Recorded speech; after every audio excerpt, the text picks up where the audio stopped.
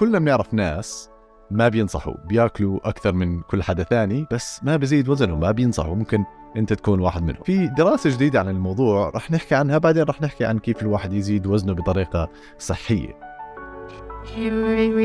هاي الدراسة كان فيها بعض المفاجآت اللي غيرت فهمنا للناس اللي وزنهم قليل. فكيف احنا بنقيس الوزن؟ بنقيس الوزن عن طريق BMI اللي هو الوزن مقارنة بالطول تبع الشخص. ففي هاي الدراسة جابوا 150 شخص BMI تبعهم أقل من 18.5، يعني وزنهم قليل مقارنة مع طولهم، وقارنوهم ب 173 شخص الوزن تبعهم طبيعي، فالBMI تبعهم بين 21.5 و25. طبعا مثل أي دراسة عشان يتأكدوا من عدم وجود الانحياز شالوا بعض الناس اللي عندهم وزن قليل بسبب أمراض معينة. كل الناس اللي درسوهم ما كان عندهم أمراض مسجلة. النتائج كانت مش متوقعة. فأول شغلة طلعوا عليها هي الحركة. فشو بتتوقعوا الحركة تبعت الناس اللي وزنهم قليل كانت مقارنة بالناس اللي وزنهم كثير؟ حركتهم كانت أقل مش أكثر. شغلة غريبة، عادة بنفكر الناس اللي نحيفين حركتهم أعلى عشان هيك بيحرقوا سعرات حرارية أكثر، عشان هيك هم أنحف، بس فعليا حركتهم أقل كانت ب 23%. وكيف قاسوا هذا الشيء؟ عن طريق أجهزة استشعار الحركة مثل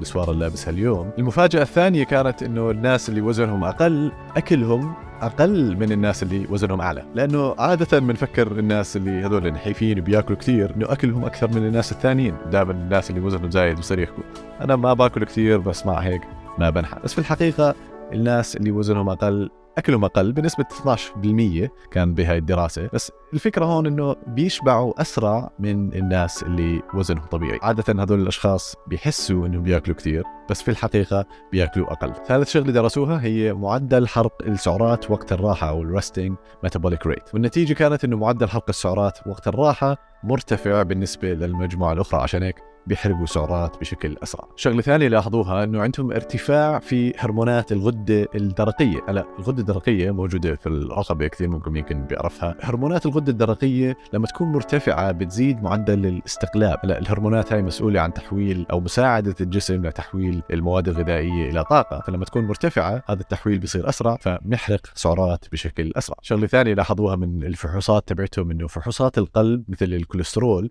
كانت مرتفعة أكثر عند الناس اللي وزنهم أقل، بس مع هيك كانت صحتهم أفضل. فخلاصة هاي الدراسة إنه خرافة شغلة إنه هذول النحاف كثير اللي بياكلوا أكثر من كل حدا ثاني فعليا حركتهم أقل بس أكلهم أقل، ومعدل حرق السعرات عندهم أعلى، وعندهم ارتفاع في هرمونات الغدة الدرقية. هلا هذا السؤال كثير بيوصلني على السوشيال ميديا إنه كيف أرفع وزني. عادة لما حدا يسأل هذا السؤال هو قصده كيف يرفع وزنه بطريقة صحية، فكيف يزيد وزنه عن طريق رفع الكتلة العضلية مش عن طريق رفع كتلة الدهون في الجسم، لأنه احنا كلنا بنعرف إنه رفع الدهون مش شيء جيد. فبدنا نحافظ على نسبة دهون واطية بس بدنا نوصل بالوزن تبعنا للوزن المثالي. هذا الشيء عن طريق رفع الكتلة العضلية، وهذا الشيء للذكور والإناث. عادة البنات بخافوا يزيدوا الكتلة العضلية تبعتهم، وهاي خرافة إنه ممكن يكون عضلاتهم بارزة بشكل غير طبيعي، لأنه حتى لو زادت البنت كتلتها العضلية هذا الشيء ما رح يكون شكله غريب، لأنه رح يكون متناسق مع جسمها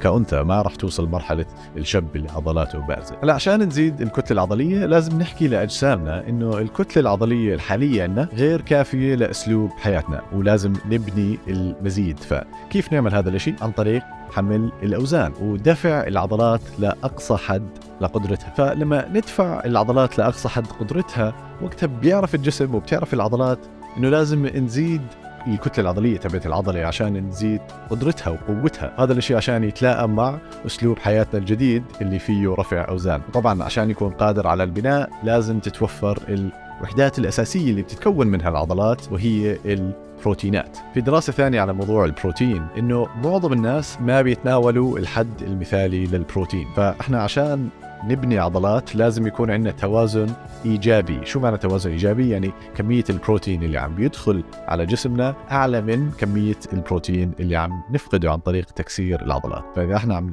نتمرن احنا عم نكسر العضلات، عم نفقد بروتين، بدنا نعوض هذا الفقدان عن طريق تناول كمية مناسبة من البروتين وزيادة شوي عشان يكون عندنا توازن إيجابي. فكيف نوصل التوازن الإيجابي؟ قد ايه ناكل بروتين؟ عادة للشخص اللي رياضي اللي بيتحرك كثير أنا بنصح تقريبا 2 جرام لكل كيلوغرام وزن الجسم المثالي. فبتحسب وزن الجسم المثالي تبعك وبتضرب هذا الوزن ب2 وبيطلع معك عدد الجرامات اللي لازم تتناولها من البروتين يوميا، ويفضل أن تكون موزعة على طول اليوم. كثير ناس بيسألوني هل البروتين راح يأثر على الكلى؟ للناس اللي ما عندهم مشاكل في الكلى تناول البروتين حتى 2 جرام، وحتى في دراسات لحد 4 جرام لكل كيلوغرام ما راح يأثر على الكلى تبعتكم. الخلاصة إنه نمرن كل العضلات الأساسية في الجسم إلى حد مقارب للفشل العضلي بشكل دوري، زائد إنه نتناول كمية جيدة من البروتين. بتمنى تكونوا استفدتوا من حلقة اليوم، شاركوها مع شخص تعرفوه بياكل كتير بس ما بزيد وزنه،